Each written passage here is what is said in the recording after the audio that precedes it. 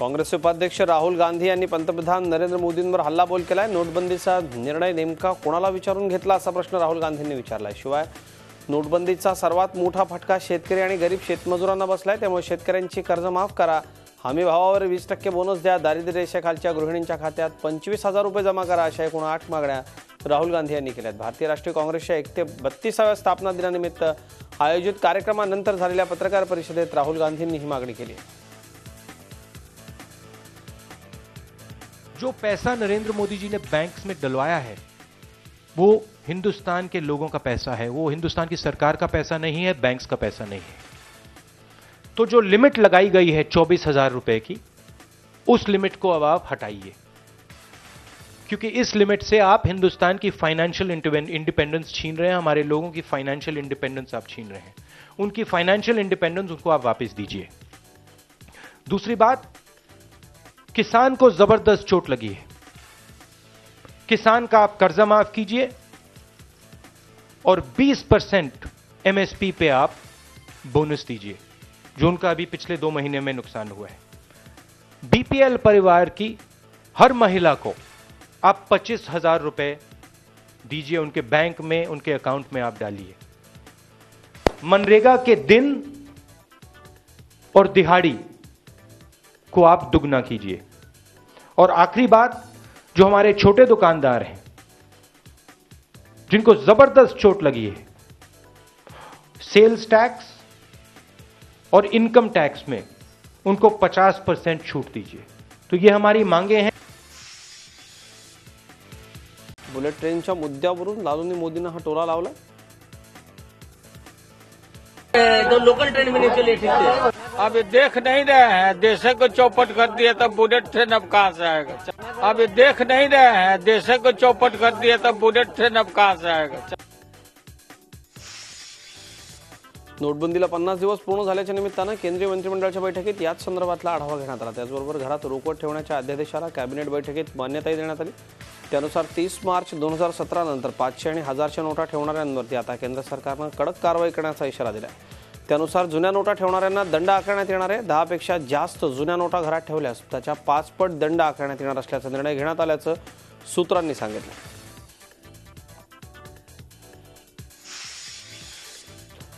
मंगळवारी 2 विमान अपघात टळल्यावर बुधवारचा दिवस रेल्वे अपघाताचा ठरला। कानपुरात झालेल्या रेल्वे अपघातात 2 प्रवासी मृत्युमुखी पडले तर 65 जण जखमी झालेत। 10 जणांची प्रकृती गंभीर असल्याचं सांगण्यात आलं। रेल्वेनं प्रवाशांना कानपूरजवळ अजमेर सियालदे एक्सप्रेसचे 15 डबे घसरलेत। पहाटे 5:30 वाजता अपघात झाला। 15 पैकी 2 डबे एका कालव्यात कोसळले।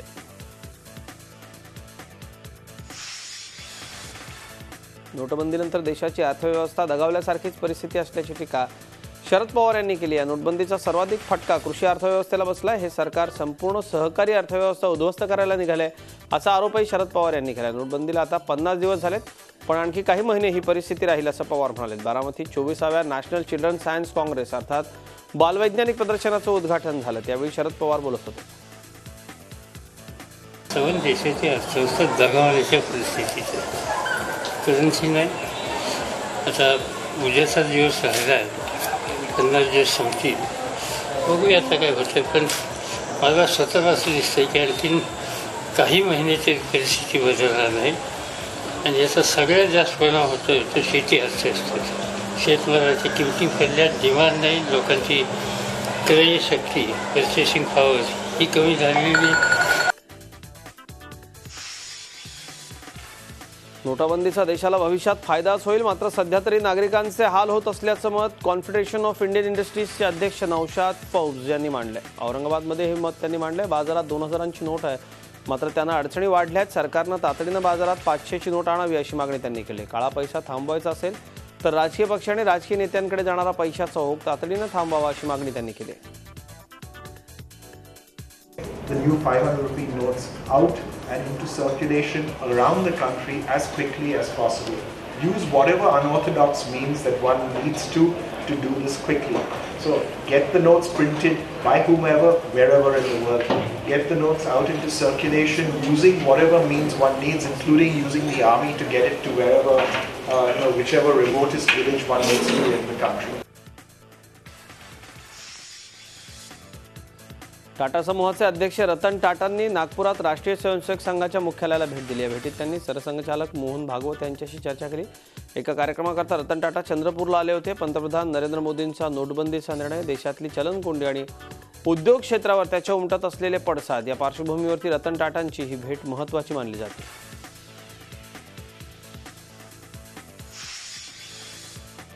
नोटबंदीच्या निर्णयाला 50 दिवस पूर्ण होत असताना रोख रक्कम जप्त करण्याचा सिलसिलाही सुरूच आहे. मुंबई विमानतळावर मोठ्या प्रमाणात परदेशी चलन जप्त करण्यात आलं. विमानतळावरून कस्टम विभागानं तब्बल 44 लाख रुपयांचं परदेशी चलन जप्त केलं. यात सौदी, युएई आणि ऑस्ट्रेलियन चलनाचा समावेश आहे. कस्टम विभागाला या संदर्भात माहिती मिळाली होती. स्पाइस जेटच्या विमानानं शेख वाहिद अली, मोहम्मद सोहेल आणि शेख युसुफ पाशा हे हैदराबादवरून मुंबईला येणार होते, अशी माहिती कस्टम विभागाला मिळाली होती. त्यानुसार सापळा रचून कस्टम विभागानं ही कारवाई केली. या तिघांना देखील पोलिसांनी अटक केली असून त्यांच्या विरोधात फेमा अंतर्गत गुन्हा दाखल करण्यात आला.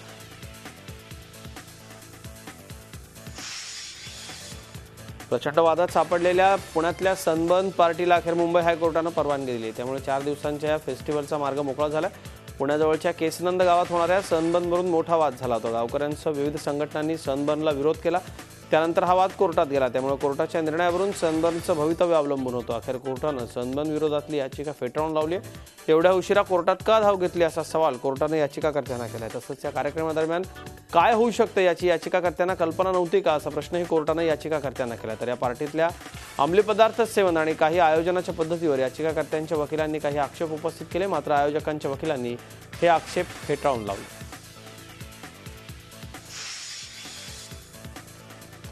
पुण्यामधल्या सनबर्न पार्टीचा मार्ग मोकळा झाला असला तरी वारकरी संघटनेचा विरोध कायम आहे. संघटनेचे अध्यक्ष संदीप भोंडवे यांनी सनबर्न विरोधात दुसरी याचिका केली.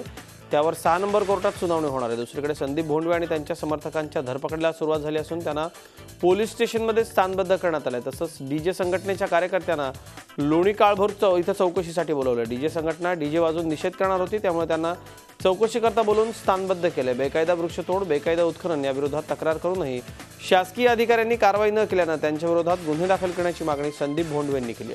तसंच पार्टीला परवानगी देऊ नये अशी मागणी करण्यात आली.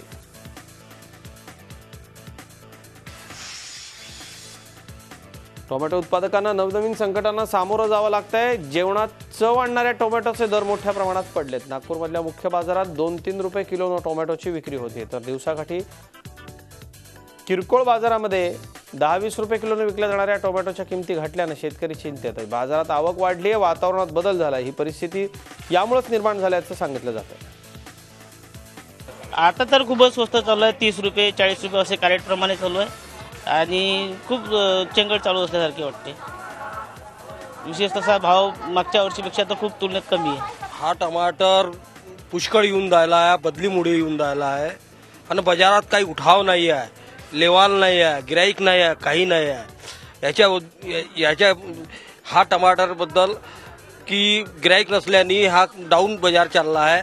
हा 30 ते 40 रुपयेपर्यंत विकत आहे टमाटर क्रेट. 15 रुपयेचे 5 किलो होते. तर तसं कधी कधी आता हिवाळा आहे म्हणून असं आहे किंवा मग आता हे जे पैशाची नोटबंदी सुरू आहे त्याच्यामुळे तरी होऊ शकतं, पण एवढे किमती कधी कमी झालेलेच नाही आहेत. आम्ही 10 रुपये पाव वगैरे टमाटर घेतले याच्या आधी, पण 10 रुपये 15 रुपये पाव, पण आता फारच कमी झालेल्या आहेत किमती. उत्तर महाराष्ट्रात गेल्या आठवड्याभरापासून सुरू झालेल्या थंडीच्या लाटेनं आता कहर करायला सुरुवात केली. यंदाचा सर्वात कमी तापमान धुळ्यात नोंदवण्यात आला. धुळ्याचा पारा आज 5.4 अंशांवर जाऊन पोहोचला. तिकडे जळगावचं तापमान 8 अंश सेल्सिअस झालं असून नाशिकमध्ये पारा गेल्या 2 दिवसांपासून 10 अंशांच्या खालीच आहे. निफाडमध्ये आज पहाटे 6.2 अंश सेल्सिअस तापमानाची नोंद करण्यात आली. मातब्बर नेत्यांची फौज आणि काँग्रेसचा गड मानल्या जाणाऱ्या यवतमाळ जिल्ह्यात काँग्रेस अंतर्गत गडबाजी उफाळून आली. विधान परिषदेचे उपसभापती माणिकराव ठाकरेंच्या विरुद्ध जिल्ह्यातल्या अन्य काँग्रेस नेत्यांनी मोठ बांधली आहे. सततच्या पराभवामुळे माजी आमदार वामन कासावार यांनी काँग्रेस जिल्हाध्यक्षपदाचा राजीनामा दिला. त्यानंतर मरगळलेल्या जिल्हा काँग्रेस संघटनेत जीव ओतण्याकरता माणिकराव ठाकरेंच्या पुढाकारानं सरकारच्या विरोधात जिल्हाभर जनाक्रोश रथयात्रा काढायचा निर्णय घेतला गेला. मात्र काँग्रेसचे नेते आणि माजी मंत्री शिवाजीराव मोघे, वसंत पुरके, संजय देशमुख आदींनी या कार्यक्रमाला सुरुंग लावला.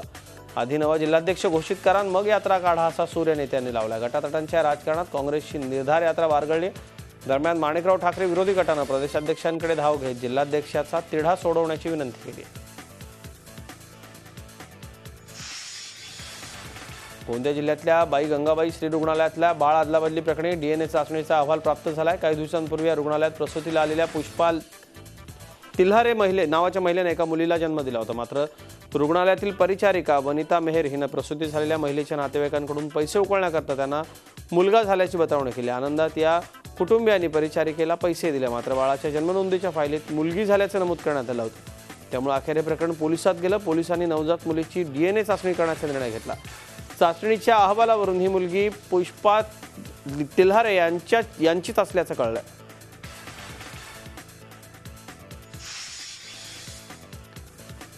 रायगड जिल्ह्यामधल्या शिक्षकांच्या प्रश्नांवर महाराष्ट्र राज्य शिक्षक परिषद आक्रमक झाली. त्याचाच एक भाग म्हणून शिक्षकांनी अलिबाग इथल्या जिल्हा परिषद कार्यालयासमोर उपोषण केलं. माणगावचे वरिष्ठ विस्तार अधिकारी SR मोहिते यांच्या मनमानी कारभाराचा यावेळी निषेध करण्यात आला. मोहितेंची अन्य तालुक्यात बदली करावी या प्रमुख मागण्यांसह पगाराबाबतच्या इतर मागण्या केल्या गेल्या.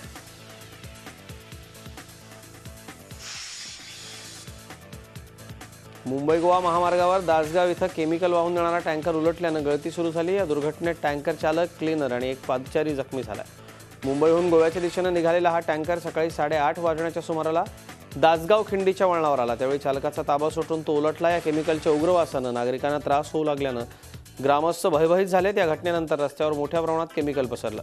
अग्निशमन दल आणि पोलीस घटनास्थळी दाखल झालेत. परिस्थिती नियंत्रणात असल्याचं पोलिसांनी सांगितलं.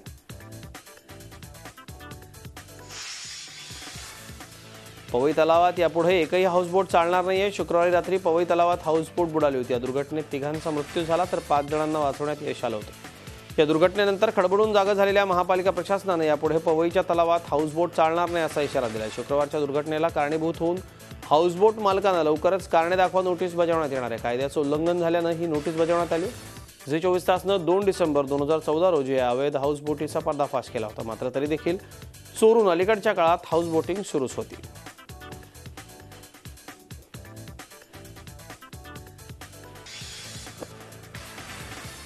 मोसुलमधून ISIS संघटनेला नष्ट करण्याकरता अजून 3 महिने लागणार असल्याचं मत इराकच्या पंतप्रधानांनी व्यक्त केलं. सध्या सर्वसामान्य नागरिकांना धारेवर धरत ISIS हल्ला करते. त्यामुळे अमेरिकेच्या साथीने सुरू असलेलं ऑपरेशन काहीसं मंदावलं आहे.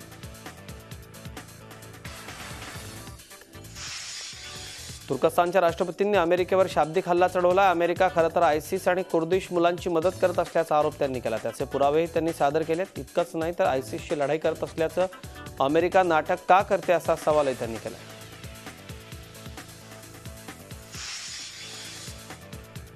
अलेप्पो शहराला आपल्या ताब्यात घेतल्यानंतर सिरियन सैन्यानं दमिश्ककडे आपला मोर्चा वळवलाय. पाणी पुरवठा करणारा तलाव ताब्यात घेण्याकरता सिरियन सैन्यानं रणनीती आखली आहे.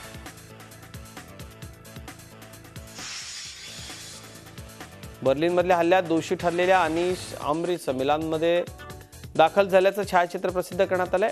एन्काउंटरच्या आधी 3 तास तो स्टेशनवर दिसला होता. त्याचं हे छायाचित्र आता प्रसिद्ध करण्यात आलंय.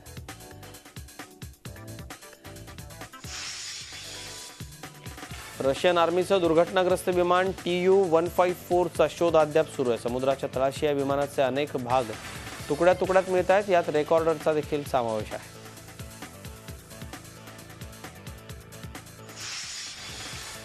वॉशिंग्टनमध्ये एका 46 वर्षीय योगा टीचरची हत्या करण्यात आली. या प्रकरणी एका संशयिताला अटक करण्यात आली आहे. एका गाडीत या महिला योगा प्रशिक्षिकेचा मृतदेह मिळाला होता. नाताळच्या सणाच्या आधीपासून ही महिला बेपत्ता होती.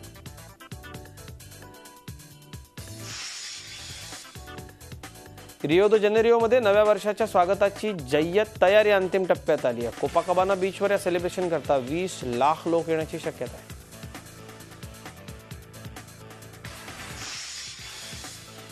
चीनच्या उत्तरेला असलेल्या जिलिन प्रदेशातलं तापमान उणे 30 अंश सेल्सिअसवर पोहोचलंय. उणे तापमानामुळे तलावातील पाण्याचा बर्फ बनलाय. त्यावर स्थानिक नागरिक कार चालवण्याचा आनंद घेत आहेत.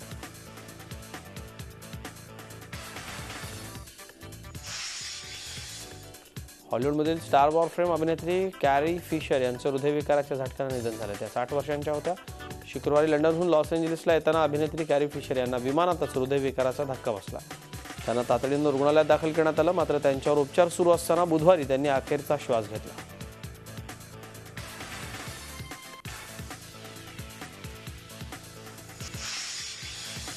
...2010 दिल्ली कॉमनवेल्थ गेम्समधल्या घोटाळ्यातील आरोपांमुळे चर्चेत आलेल्या सुरेश कलमाडींना इंडियन ऑलिम्पिक असोसिएशनचा आजीवन अध्यक्ष बनवण्यात आलं. या निर्णयामुळे भारतीय क्रीडा विश्वात एकच खळबळ माजली. क्रीडा मंत्री विजय गोयल यांना हा निर्णय अमान्य आहे आणि त्यांनी या प्रकरणी आपली तीव्र नाराजी व्यक्त केली. दरम्यान कॉमनवेल्थ गेम्समध्ये झालेल्या गैरव्यवहार प्रकरणी कलमाडींना 10 महिन्यांच्या तुरुंगवासाची हवाई खावी लागली होती. आयोगाच्या या निर्णयानं कलमाडींचं मात्र पुनर्वसन झालंय.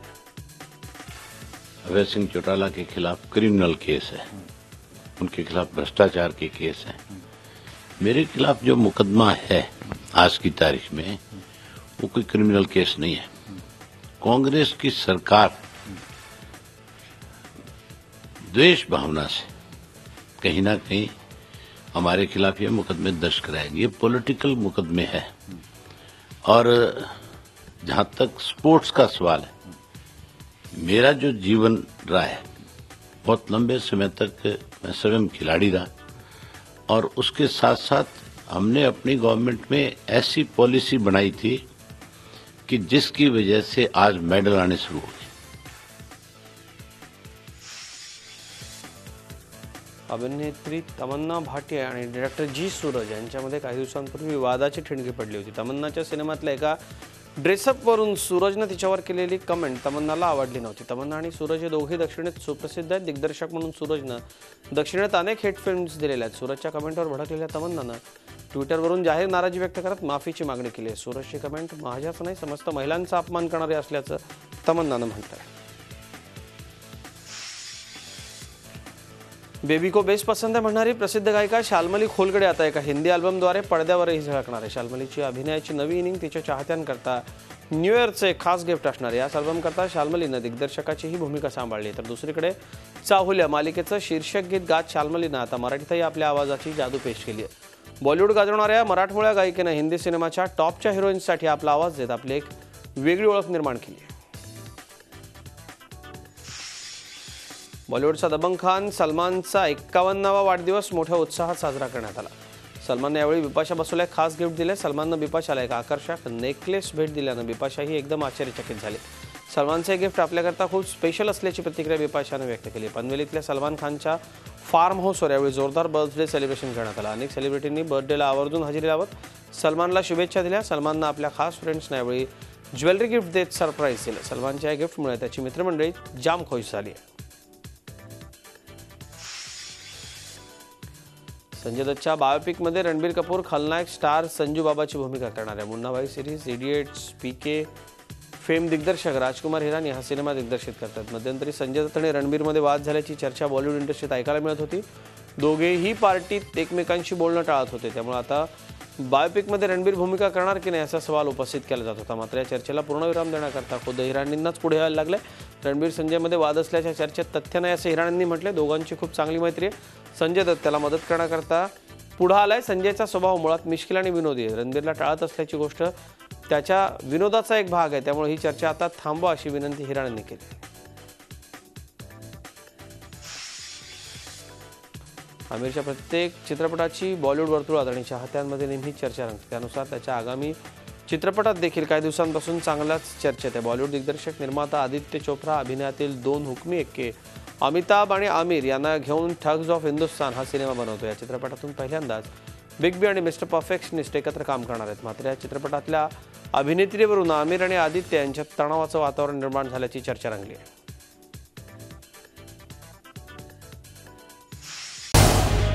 झी 24 तास रहा एक पाऊल पुढे.